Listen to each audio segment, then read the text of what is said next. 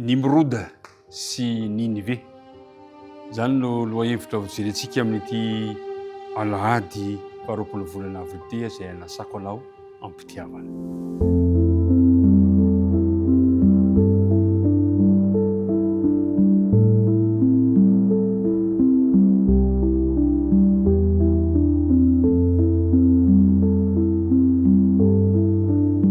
Fa le miarabantsika rehetra indray tafahoana somatsara amin'izao herinandro vaovao izao. Mbola amin'ilay tontolo manodidina ny hoe ny fomba fandinihana ny faminaniana amin'ny Baiboly isika. Fa amin'ity herinandro ity hanasana antsika ampitiavana dia hiresaka antsika ny amin'ny hoe ny firenena rehetra ka ny fizarana voalohany ho jerentsika amin'ity herinandro ity. Milohany andinihantsika ny lohahevitra izay hodiniana androany ary dia manasa anao mba hiaraka hivavaka amiko. Andriamanitra rainay any an-danitro misaotra anao izahay. No ny fitiavanao anay indraika na mielanao anay hanana fotoana sarobidy iarahanay mandinika ny teninao miaraka amin'ireto mpiara mandinika amiko rehetrarehetra ireto. Mamelany ny helokay ary mamindrafo aminay ary ao ka ny fanena masina mba arotsaka temponay anazava sy ampianatra anay ny teninao. Dia apetraka ampianatrananao ary zao fotoana izao nivavaka tononona sy angatana amin'anaran'i Jesosy. Amen.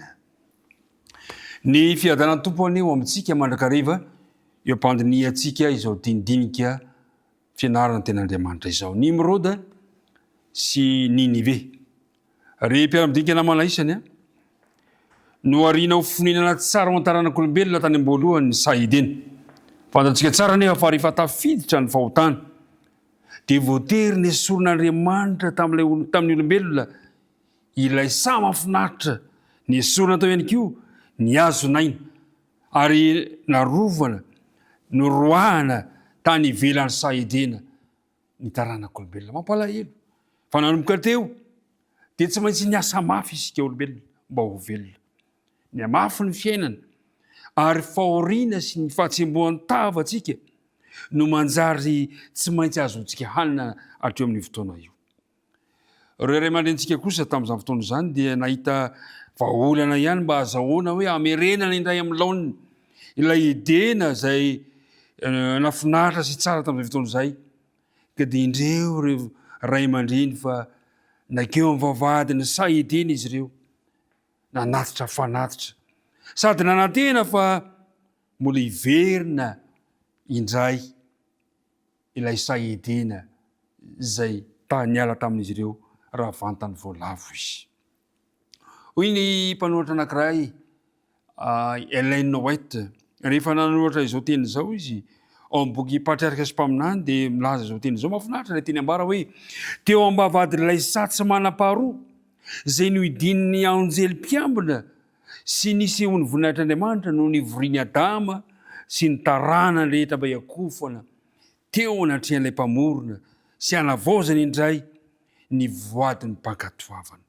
Tsy nafoy ny fiankofana tamin'Andriamanitra na dia teo aza ny fahalavona reto ray aman-drenitsika ireto. Ry mpiara-midinika namana na dia ao anatin'ny mahampanotantsika aza isika aoka tsy adinoantsika mandrakariva ny mikohoka eo amin'ilay Andriamanitra mpamorona antsika. Fantatsika tsara fa taoriana safodrano dia niesorina ilay tanana izay nametraka azy teo an-tany tsy hoe amin'ilay sahintsony ny sahidina.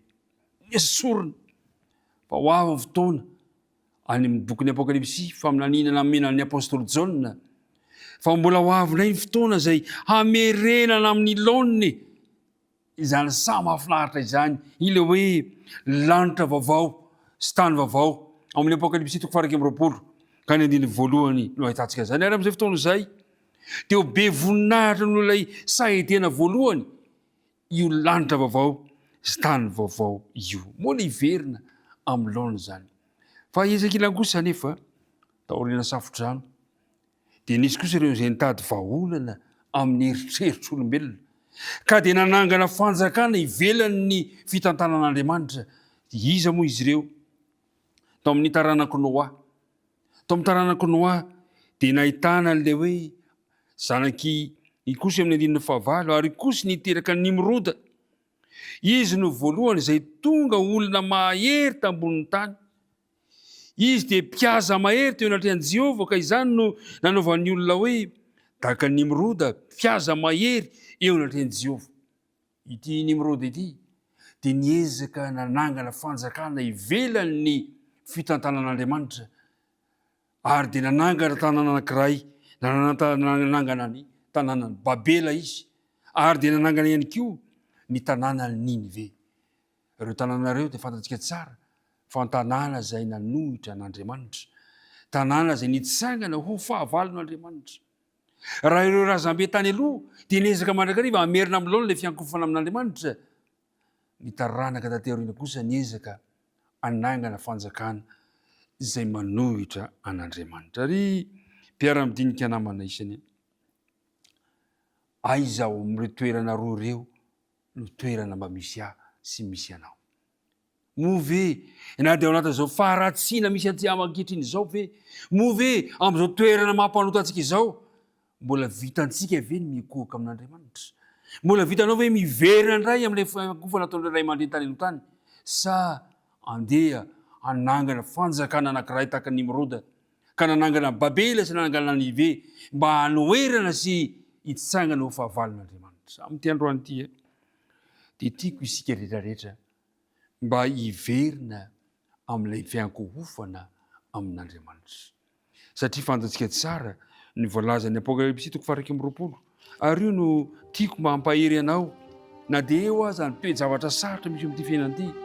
Dia io no tiako hampahery antsika amin'ny Apokalipsy 1:20 ka ny 9, ny amin'ny Jerosalema vaovao. Izao ny voalaza manao hoe: ary nahita lanitra vaovao sy tany vaovao, fa efa lasa ny lanitra voalohany sy ny tany voalohany, ary ny ranomasina dia tsy misy intsony. Mbola hiverina indray ilay edena fahizay.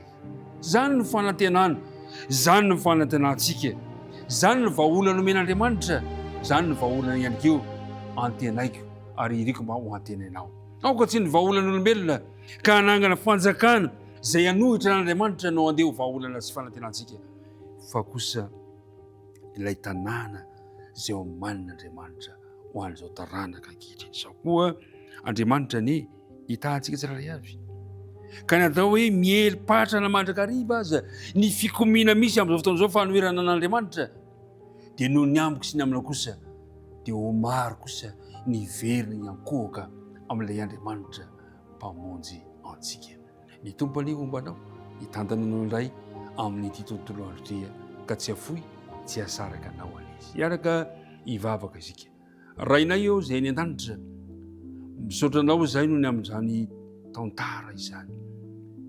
Tena mampalahelo, mampieritseritra anay tokoa ny zavatra nisy, fa toerana tsara tarehy no menao ho an'ny olombelona kanefa noho ny fahotana dia nesorina taminay izany.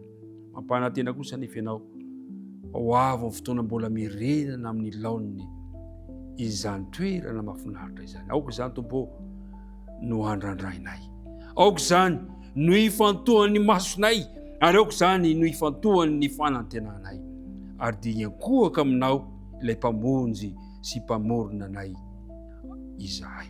Tompo, tantany izay amin'ity tontolo andro ity, aza mahafoina masaraka anay noho ny amin'ny anaran'i Jesosy. Amen.